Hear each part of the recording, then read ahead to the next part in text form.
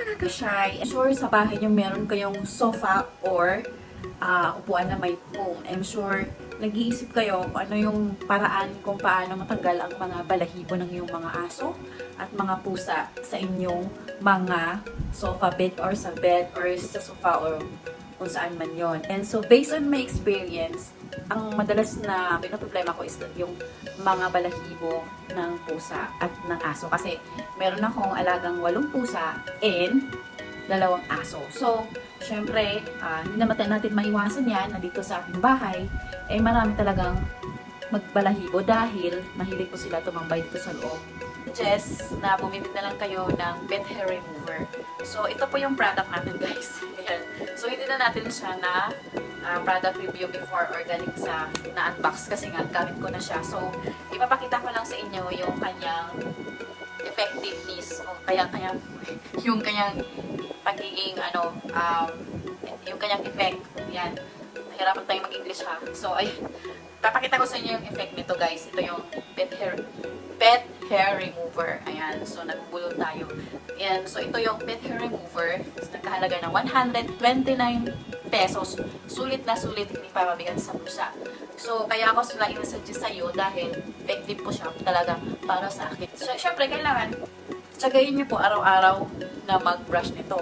Kasi, syempre, kung gusto mo naman matanggal yung mga balahibo, so, kailangan matyaga kang magtanggal nitong mga balahibo dito sa sofa. Or kahit naman sa pantalon and minsan sa sapatos. So, ito na siya, guys. Para siya ganito pa. Kung titingnan nyo, kung sino yung mga Bisaya dyan, shout out. Parang siyang palo-palo. Yung parang pag naglalaba ka. But then, ito na siya ngayon. So, tingnan natin. Yan. So, meron siyang lagayan, guys. So, ang purpose naman dito sa lagayan na to is that, kapag manatanggal na yung mga balahibo, iganyan lang siya. Kapag hinatak mo ng gano'n, nawawala na po yung mga balahibo. And pwede mo na siyang gawin again. Ayan. And, isa pang tips, guys, kailangan kapag, halimbawa, pinahid ko na siya, ito na yung sopa, diba? So, usod natin konti yung para naman makikita. Ayan. So, ito yung sopa. So, kailangan, isang side lang pa diretso. Huwag mo na siyang ibalik-balik. Ayan.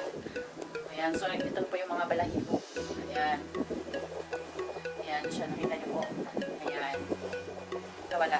And kung gusto niyo naman po na pantay talaga, dito ka na naman sa kabila. Ikutin mo lang siya. Ayan. Ayan. So, ganun po yung ginagawa ko every day of my life. Kasi nga, pagkagising ko sa umaga, meron ako talagang mga balahibo dahil dito ko sila natutulog. So, dito pa kanya. Basta, guys, I suggest na isang pasada lang ha. Huwag paulit-ulit kasi kapag paulit-ulit, masyado po siyang sensitive. And kapag inulit nyo po, babalik lang po yung balahibo dito. So, possible talaga na babalik lang yung balahibo. So, I suggest na isang pasada lang and then, kapag inulit po sa kabila naman, and then, ilagay nyo po dito. Ayan. So, dito nyo po siya ilalagay. And pwede nyo po itong linisin, guys. Ito. Ayan. Pagka-linis po, pwede mo siyang tanggalin. Pwede nyo po linisin. Ayan. Ayan. Pwede mo siyang tanggalin. And pwede mong linisin ito. And tanggalin mo yung mga nandito. O, tingnan nyo, guys. O, nandito na yung mga balahibo. Nakita nyo po. Ayan. So, possible na tanggalin niyo po sa labas gamit ang brush talaga. At madali lang po siya ibalik test. Ganyan lang. Ayan. Ayan. Tapos, ibalik mo lang siya na ganito. Ayan. Ayan. Tapos, gano'n na siya. Sa halagang 129 pesos, may pet hair remover ka na. Ayan. Ayan, guys. So, maraming salamat sa pagpunta sa aking YouTube channel. Sana meron naman kayong natutunan, nakakaalaman. Ayan, so please don't forget to subscribe and hit the notification bell, guys, para update kayo sa aking panibagong videos na i-upload. Salamat!